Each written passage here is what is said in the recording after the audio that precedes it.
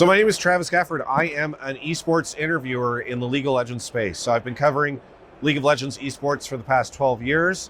I do that by interviewing players and telling their stories. I do podcasts that cover tournaments and the sport as a whole, and travel to events all over the world as these competitions take place annually.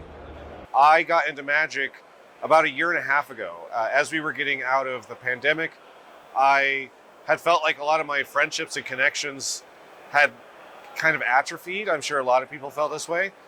And certain people that I knew had gone off and had kids or moved to other states.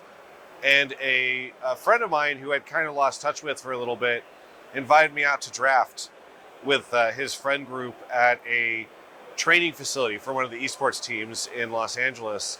And I went out and drafted Battle for Baldur's Gate, which is a very strange way. It's both Commander and Limited. I didn't know what I was doing, but had such a good time that I knew I wanted to keep doing it week after week. So League of Legends is basically the biggest esport in the world, especially from a global perspective. There are these massive tournaments all over in different cities, different countries, and on an annual basis, I travel to these things, London or Korea or Shanghai, sometimes it's in the States, and cover the competitors at these esports competitions. So sold out stadiums, teams and players that oftentimes have $1 million contracts, all competing in League of Legends esports. And I cover it by doing interviews, hosting podcasts and shows and all that type of stuff as I cover the sport.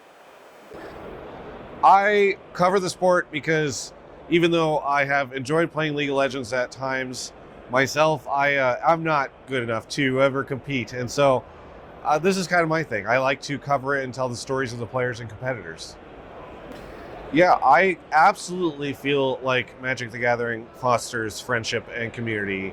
I mean, even for myself and my world, I have basically been able to create a group of friends that all come together and play on a every other week basis within the esports industry. And so we have a lot of people who maybe all worked in the same space, but didn't work together on like a weekly basis or anything like that. Maybe they worked at completely different companies. Like you have Riot Games, but we'll have some people come out from there. We'll also have people come out from Blizzard. We'll have people come out from different esports teams. So for me, it's been the perfect backdrop for us to have this sense of community and connection between a bunch of people that share interests.